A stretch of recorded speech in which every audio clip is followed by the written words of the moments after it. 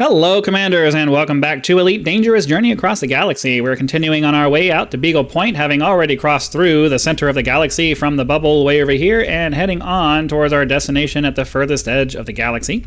Let's go ahead, get off the ground into space, and on our way towards the waypoint up there. And we'll get on today's topic, which is going to be learning to live with change, something that's very hard to deal with. But before we do that, I need to go through my standard spiel, kind of bringing new viewers into what's going on here. We're working on our exobiology skill, trying to get up to the elite rank, and also make as much money as we can, so that hopefully by the time we get back to the bubble, having run all the way out to Beagle Point and back, all the exploration that we've done will have made us enough money that we can buy a fleet carrier and take that out into the black and just kind of take up permanent residence away from the bubble. So that's kind of our goal. We kind of have a standard sequence of events that we do here as far as being in the game. We hop into here, we pop the discovery scanner, and then once we're done with our fuel scooping, if there are enough bodies, which there are not here, one body means that it's just the star here, but if it's if there are enough few enough bodies, 15-ish or less, we'll do a full-on scan of the system to see if we can find some biological features. And then either way, except for this system because there was only one, but either way, we'll always pop into the full spectrum system scanner to see if there are any high value planets on the frequency scanner. So that's kind of what we're doing as far as in the game, but I do try to make sure that I have some kind of vague topic to discuss so that you guys aren't just sitting here bored watching me do the same thing over and over again with nothing to keep your attention. So like I said, today's topic is going to be dealing with change. As you know, if you've been following my videos for a while, you know that we are on the cusp of moving out of our house, and yet again, as is normal in my life at this point, my life situation is changing yet again. I don't know. I don't know why it bothers me so much. I've spent most of my life moving around and changing residences and having my situation change. I mean, I think the longest I've spent in a single place was four, maybe 5 years, and on 2 occasions I've spent 5 years in the same location. The first time was when I moved into the house that we moved into when I went from middle school into high school, and I went all the way through that. So I guess that might have been 6 years because I did a year of college there too. Either way, 5 or 6 years at the end of my schooling period, because we moved into a house and actually stayed there for a while. Before that, we moved around a lot, and we were just constantly going from place to place because we couldn't stay in one spot for a very long time. And then I joined the Marine Corps and stayed at 29 Palms, California. And if you know that place, I appreciate your sympathy. I stayed in 29 Palms, California for an entire enlistment, an enlistment plus, before going back to Virginia for the unit leader course out there for the School of Music. And then I did spend most of my time after that in the San Diego area, but, just ended up, all right, so you see a biological feature up there at the top right. We'd really like, at this early stage of the episode, we would really like to see at least 2 to commit to going to, there we go, that's what we're looking for, to commit to going to look at a planet, because you have to actually go up to the planet to scan it, and that takes time, and man, there's a lot of biology here. I think we're going to spend this entire episode in this system because I kind of want to go to all those planets now. Let's see here. I'm trying to focus on getting these scans done as quickly as possible so we can hurry up and get on with scanning the bodies around here. So geological is not what we're looking for, but that's okay. We have an entire system of moons over there that all seem to have biology on them. I'll get back to the topic in just a second. I'm trying to focus on getting these finished. Okay, so our target moon is over here. Let's go ahead and get that off and start trying.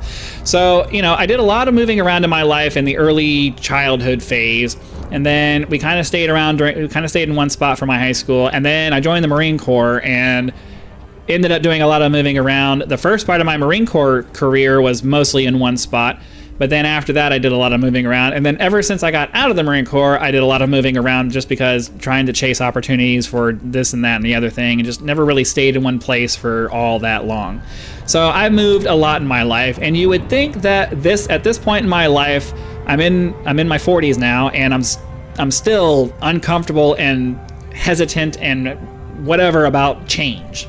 Things changing. I'm tired. I don't like it when things change. And the thing is that I think that we as human beings are very resistant to change in general. So, you know, it's always going to be difficult for us to deal with that. It's always going to be difficult for us to deal with that because we as human beings are just naturally resistant to change. We don't like it when things become different. Now, that's kind of a paradox because when cool things come along that are different, a lot of times we'll get excited about it. I think that we have a natural affinity for things that give us hope for the future, and a lot of new technology and cool new things that come out give us hope that, oh man, maybe this will be something that makes our life better. But then a lot of the things in our lives that force us to change in certain ways really make us have a lot of pause. I recently did an episode on the upcoming things having to do with AI and a lot of the changes that they're making in the economic community and just life in general, the kind of change, the major changes that are going to be coming along. And, you know, that's going to be hard for a lot of us to deal with, especially people like me who built their skill set around the use of computers. And now the skill sets that I developed are going to be taken over by machines. I don't think any of us ever saw that coming. We always thought that it was going to be... We always thought that, you know, it was always going to be the lowest skill level jobs that were going to be the ones that ended up getting automated. And, you know, the justification for that is supposed to be that, you know, those people will have new opportunities to increase their either at least find something laterally or increase their skill, learn a new skill set that's now in high demand that they can increase their lifestyle. Fonticula, yes, we're definitely going after that. So I already turned off the scanner or the Super Cruise Assist. So, you know, the unexpectedness of AI coming in, and rather than, you know, more advanced robots that would come in and do all the hard jobs that nobody really wants to do, instead of them focusing on that, they focused on cutting out basically the middle section of the workforce. And now all of us are like, well, dude, we spent decades trying to get this skill set put together and you're ripping it out from under us now. Thanks. So, you know, that's definitely a hard thing to live with. It's definitely a major change from what we were expecting. And, you know, people in general are just going to have to learn to live with it. There's not much we can do about it. It's not like it's going to stop. It is coming. It's definitely coming, and there's nothing we can really do about it. So now we have to learn to adapt, and it's another set of change. But anyways, like I said, the purpose of me saying all of this is obviously I have a major change coming up in my life right now. We're moving back to San Diego. We're moving back into our travel. I'm moving back into my travel trailer, but now with my wife. And, you know, we're trying to move ourselves into a situation where we're going to kind of try to get the kind of mobile lifestyle that we're hoping to get. But, you know, we're still a long way off from that. And now I'm having to go from being able to spend most of my time focusing on the channel. Now I'm gonna have to split my time between doing channel stuff and also doing this other thing that's providing us with a place to park the trailer. And, you know, it's weird. It's weird and different. And it's weird and different, and, you know, it's change. And obviously, anytime you go into a new situation where you don't know how things are going to be, you're going to have this natural tendency to be like, I don't want to do this. This does not look like... This is Fonticula? Is it actually Fonticula?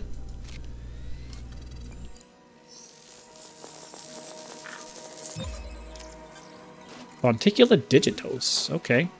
I didn't remember. The Fonticula always looks like weird-looking mushrooms. Well, it doesn't always. Most of the time, it looks like weird-looking mushrooms. I think it's cool that they're amethyst, though.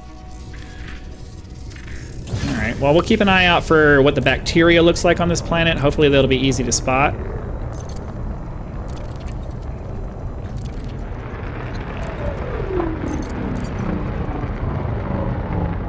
Might be some over here, yeah. Wow, these lateral thrusters suck.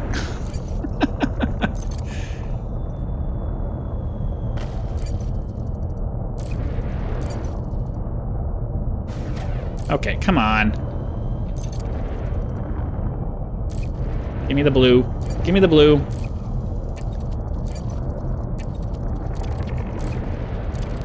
It gives you the blue in such weird spots. Places where it looks like it's flat and you should be able to just land, it's like, nope, you're gonna sit here and hunt around for it. All right, there we go. Get this one and one more, and then we'll see if we can easily see the bacteria. If not, we'll just hop off this planet and find that other one that had 2. And then, depending on how long it takes us to get done with that, we may hop to another planet and see if we can see what we can get done. Okay, so that's 2. You can tell because the little lights on the container aren't all the way up to the top. So I only recently noticed that. That's actually kind of ridiculous that I haven't noticed that so far, but makes it easy to know how many more you have left by if your container light is close to full. Okay, I haven't seen. We're in a crater. I think we're technically in a crater right now, so that's going to make it less likely for us to come across bacteria, because most of the time the bacteria is outside of craters on what is considered the more flat ground. All right, let's see if we can get over here and find a landing spot.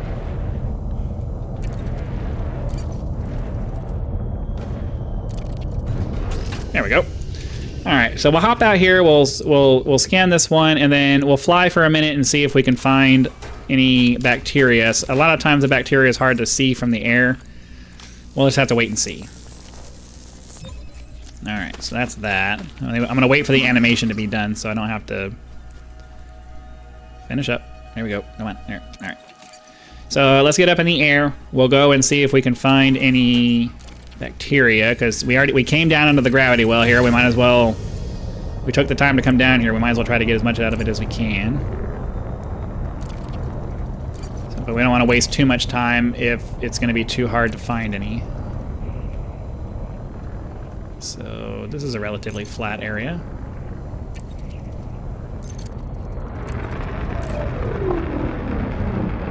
I think I saw some.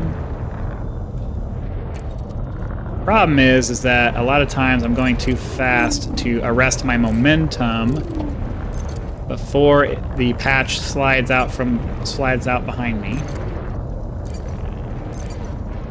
So I end up having to slow down and whoop. I think that might be some. No. Down.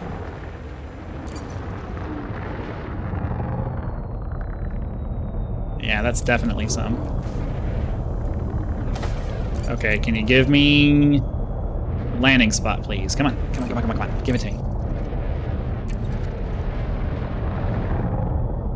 I saw it turned blue for like a fraction of a second right here.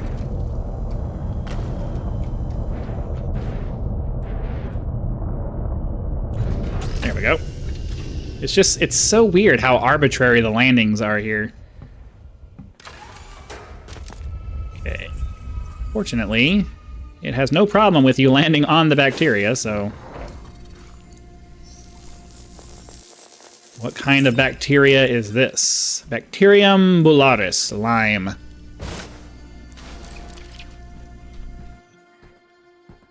Okay, we just need to find 2 more of those, and we can hop off this planet and go find more.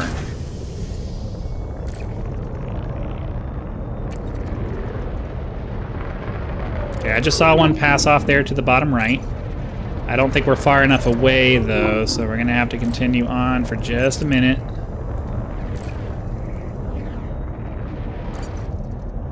Come on. Oh, right there.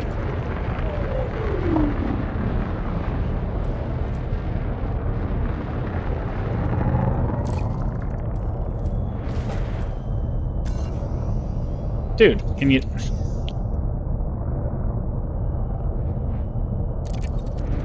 Land. All right, thank you.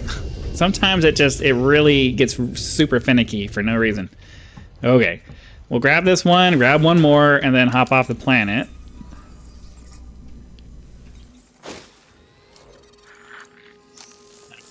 It's hard to focus on conversation and do this at the same time. So once we're done, like, intensively searching for this stuff, I'll try to return to the topic. But for now, I'm really just focused on trying to hurry up and find this bacteria so we can go to the next planet and ideally find cool stuff there before this episode gets too long.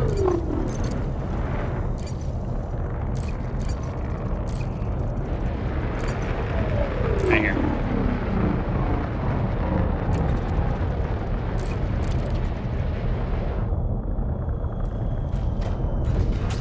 All right, this should be it.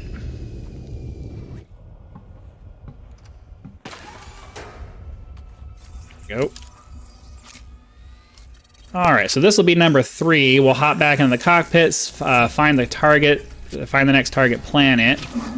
We'll probably ignore the other ones that just had single biologies on them because they're all going to be bacteria, and it's not really worth it to go do the whole takeoff and descent and all that stuff every time. So we need to find which one of these had the extra biological. There we go, that one. All right. Well, unfortunately, well, I don't know. It could be.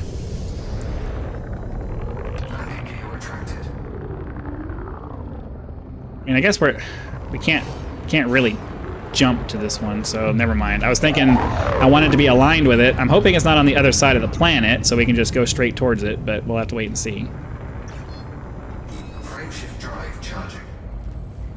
Gotta align with the escape vector. Forgot about that. 3, 2, 1. Engage. All right. Well, we gotta go straight up until we get out of the drop area, and then we can do a 45-degree angle up. And then ideally, once we're far enough away from the gravity well, we can head over to the other planet.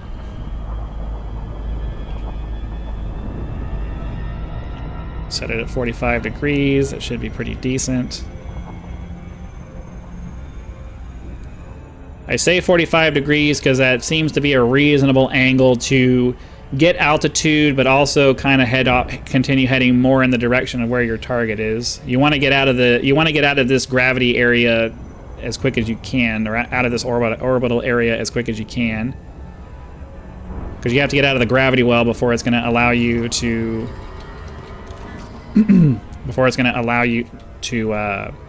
get any kind of real speed. So even though it's only 2.81 light seconds away, the gravity of the moon that we were just on is just preventing us from really getting serious speed right now. So we have to wait until we're out, and then we can move on. So anyways, like I was saying, change.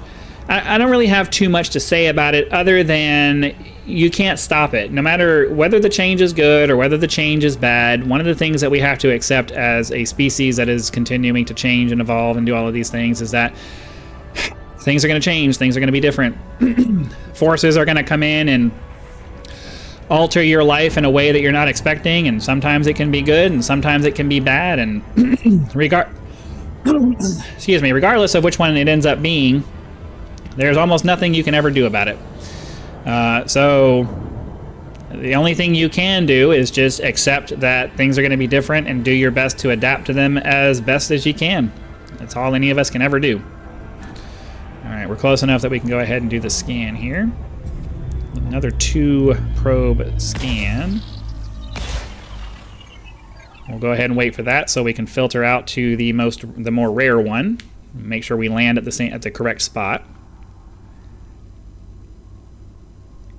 Almost there. Surface scanned by 50%. Bacterium and another set of Fonticula, so that's good. Get the Super Cruise Assist turned off. I guess we'll go up once we get to that point. Too much talking today. I was having an extended conversation with my wife earlier, and then I have to sit down and record tonight because just the way my schedule is going to be the next week or so. I want to make sure I have as many videos out as I can have.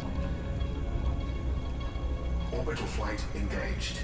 Okay, so we should be able to hop down into here.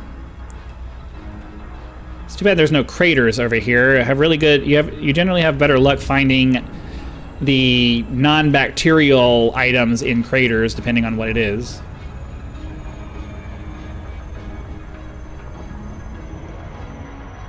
But that's okay. We'll just get down into this relatively flat area and do the best that we can.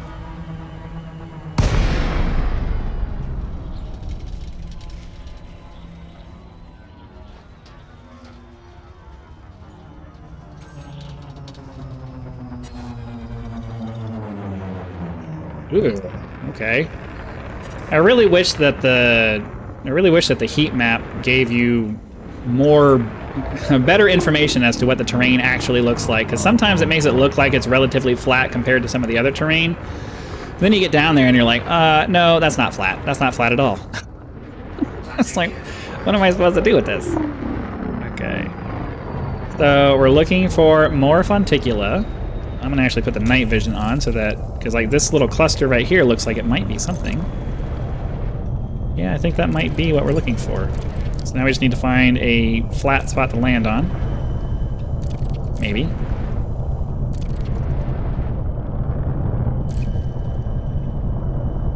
Like, look at all this flat area here that I should be able to land on, and it just won't let me. Oh, nope. I found a little spot. Where was it? Oh, the finickiness of this is just... I don't like it. I don't like it. Come on, let me land. Oh, see? Like right there, arbitrary, just tiny little patch that I can land, that supposedly I can land in, but there we go. Okay. Okay, let me land. There we go. I don't like that it has to be that finicky to make it work. Okay, yeah, we have to run a fair bit to get over here. Gotta love all these first footfall bonuses. That adds a lot to the balance at the end of the day. Looks like it's going to be the same Digitus or Digitos or whatever it is that we got on the other planet. Gotta love that panspermia.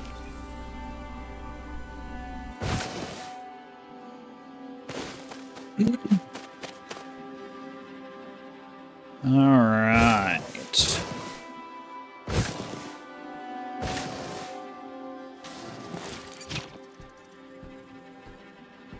Two more, and if we can see bacteria from here, we'll try. I'm not really that worried about it, especially since we're getting pretty close to the end of the episode here. They're not that interesting to look at anyway. Here we go. Nice little patch here. Oh, come on, this is an open flat area. My landing struts should be tall enough to clear most of this.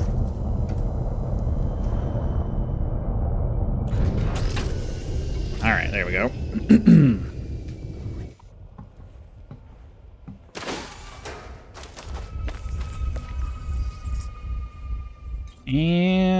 And scan.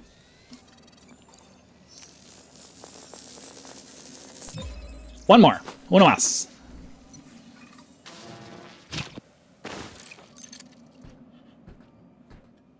My wife is Mexican, and yes, I do speak a limited amount of Spanish. Yo puedo hablar en español. Un poquito. Oh, we don't want to go down there. Come on. But the problem is that when I listen to native speakers try to talk to me, they talk so fast I can't keep up with what they're saying. Like, I can speak to them in Spanish. I can't listen to them speak to me in Spanish. It's very difficult. Because the way that they speak the language just does not resonate, and it doesn't work in my ears. I don't know what it is. My brain can't keep up with it. All right, so I think we're gonna go ahead and call the episode here.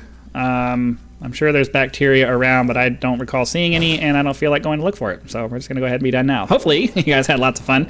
Be sure to click that like button if you did, so that the YouTube algorithm will know and send the video out to as many people as possible. The more we can get along for these journeys, the more fun they are going to be.